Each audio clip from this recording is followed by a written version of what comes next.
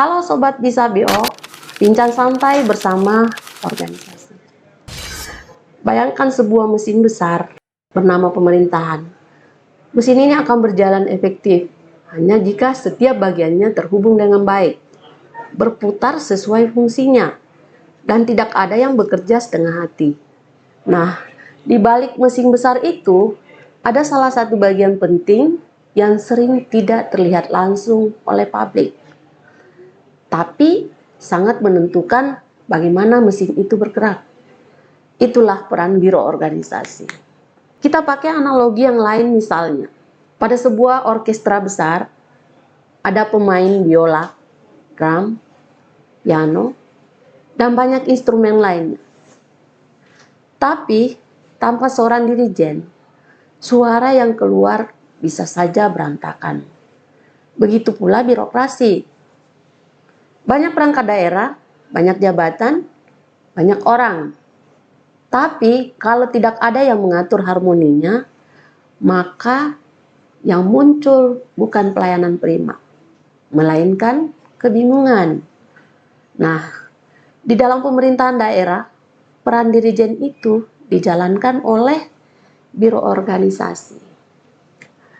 Dengan analogi tersebut, kebayangkan betapa pentingnya peran unit kerja biro organisasi dalam penyelenggaraan pemerintahan, khususnya di pemerintahan daerah.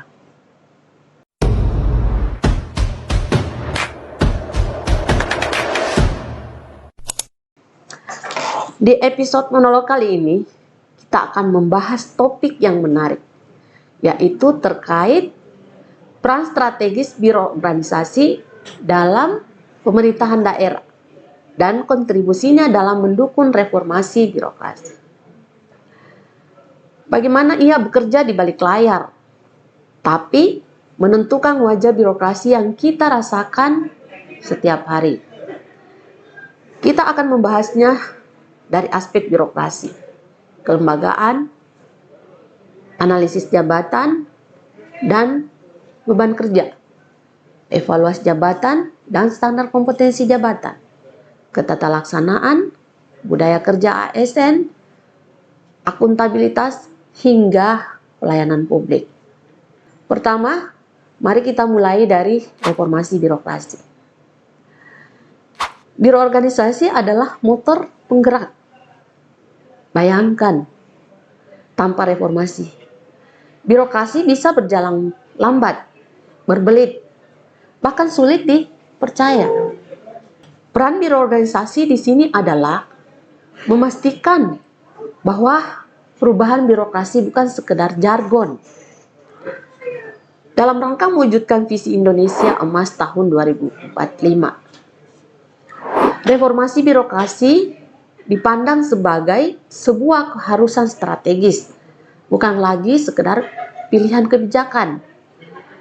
Reformasi birokrasi diarahkan untuk membangun pemerintahan yang kolaboratif, capable, dan berintegritas untuk melayani masyarakat dalam aspek kehidupan atau human base, dalam rangka mendukung Indonesia yang berdaulat, maju, berkeadilan, dan berkelanjutan.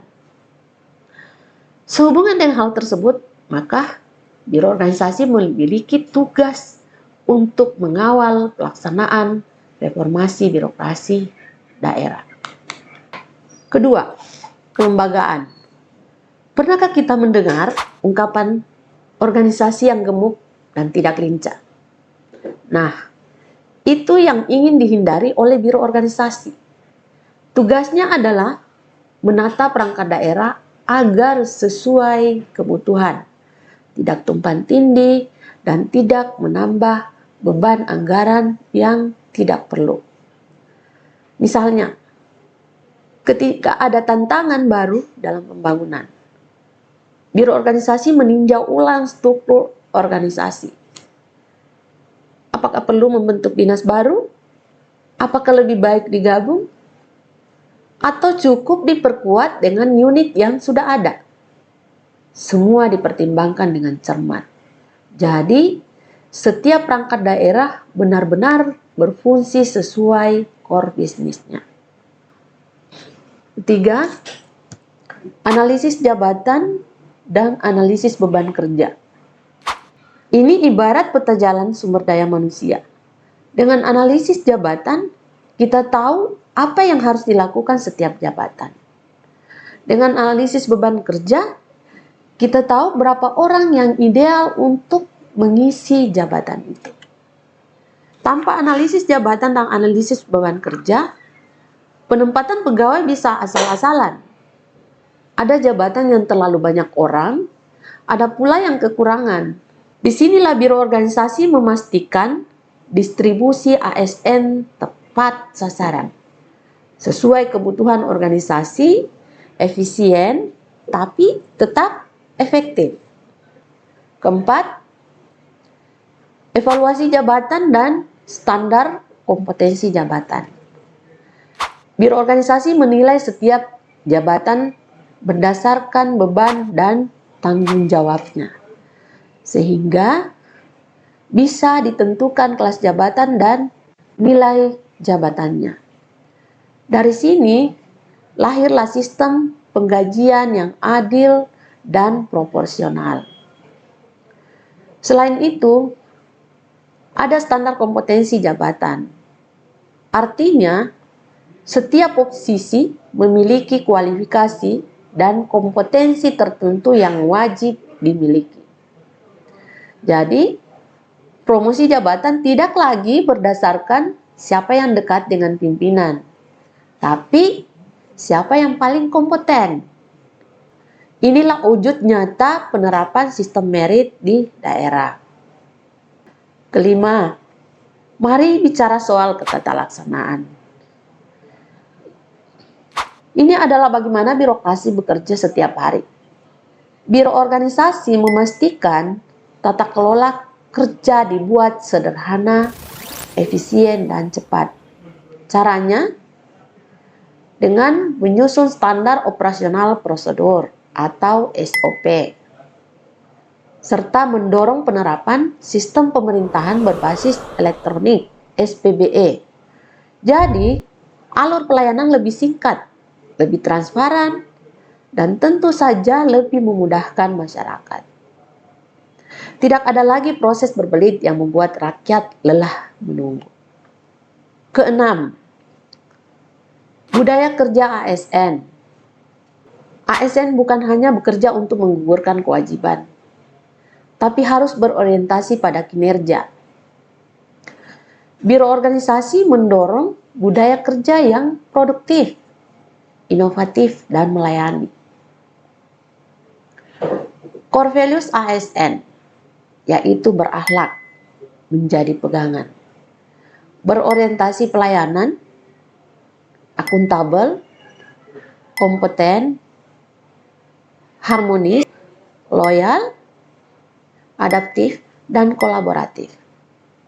Nilai ini bukan sekedar slogan, tapi ditanamkan dalam keseharian ASN agar birokrasi benar-benar menjadi abdi masyarakat, bukan dilayani masyarakat.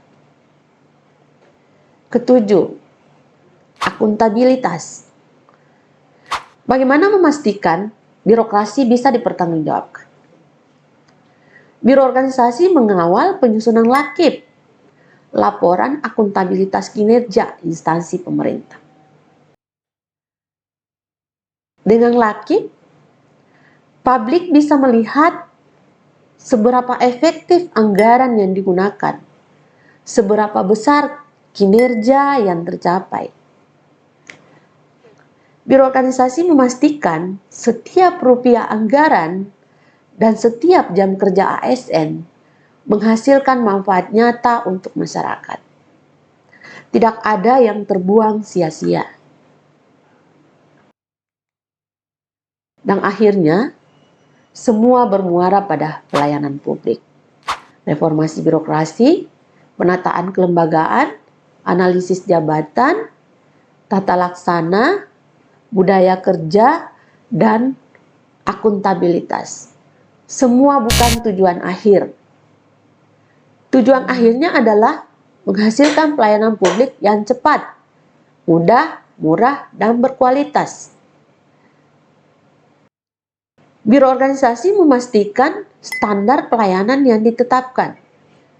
Inovasi pelayanan didorong dan kepuasan masyarakat dijadikan indikator utama keberhasilan. Karena pada akhirnya wajah birokrasi adalah wajah pelayanan publik. Sobat Bisa BO, birokrasi itu ibarat mesin besar. Ada begitu banyak roda yang berputar. Dan di balik kelancaran mesin itu, ada biro organisasi yang memastikan semuanya bekerja harmonis.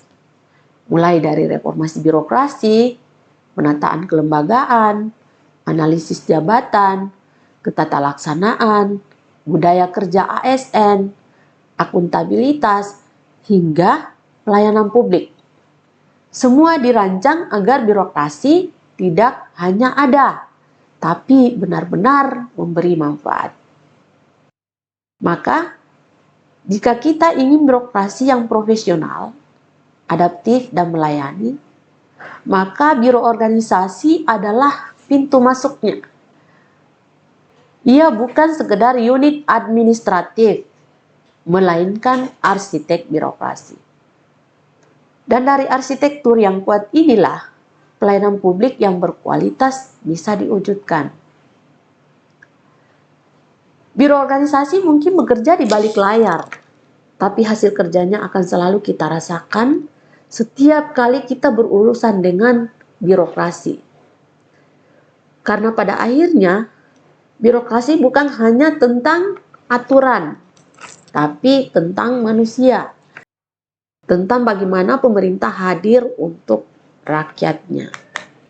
Jadi, dapat kita simpulkan bahwa biro organisasi bukan sekedar unit administratif, melainkan motor penggerak agar pemerintah daerah berjalan selaras, tepat fungsi, dan fokus pada pelayanan.